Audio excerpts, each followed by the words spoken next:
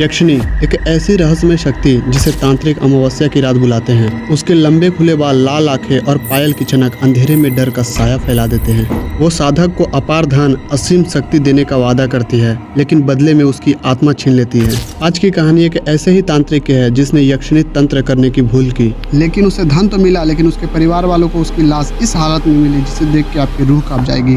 तो hello guys, मेरा नाम है सूरज और चलिए शुरू करते हैं आज के नए एपिसोड को।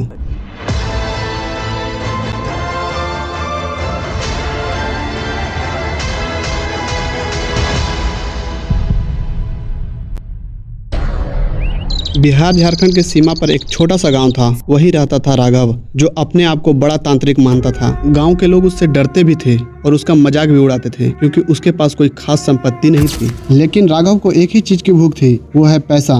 राघव चाहता था कि लोग उसे उसके नाम से जाने, उसके पास धन हो, पैसा हो, महल हो। गांव के बुजुर्ग उसे हमेशा समझाते थे, बेटा यक्षिणी साधना से दूर रहना, ये कोई खेल नहीं, अधूरी साधना बड़ों बड़ों की जान ले लेती है। पर राघव पर तो लालच सवार था। कुछ समय बाद अमावस की रात आती है। राघव अकेला शमशान पहुंचता है। चारों तरफ सन्नाटा, टूटी हड्डियां और जली लकड़ियों की बदबू और ठंडी हवा। राघव ने कपड़े उतारे और एक अधजले शव पे बैठ गया। चारों तरफ नींबू, लाल धागा और काले तिल से गोला बनाया और यक्षिणी मंत्र का जाप करने लगा।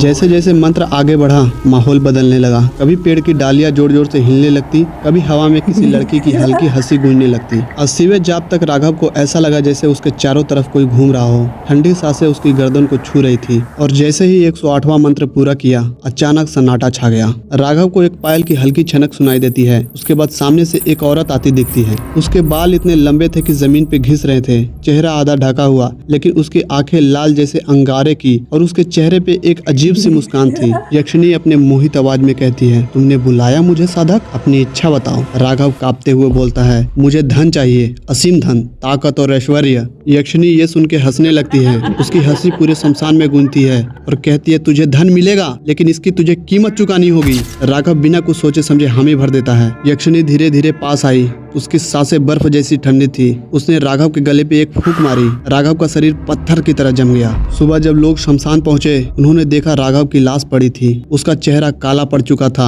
आंखें बाहर निकली हुई थी और उसके सीने पे लिखा था, धन मिल गया। गांव वाले हैरान रह गए। शाम तक जब लोग राघव के घर पहुंचे तो वहां का नजारा अजीब था। घर की तिजोरियां सोने चांदी से भरी हुई थी, पर जैसे ही उसके परिवार वालों ने उन सिक्कों पे हाथ रखना चाहा, सिक्के खून बन के टपकने लगे। कहते हैं उसी दिन से राघव की आत्मा शमशान में भटक रही है। जो भी यक्षिणी साधना करने की कोशिश करता है, उसे आधी रात को पायल की छनक सुनाई देती है और उसके बाद कोई भी वापस नहीं लौटता।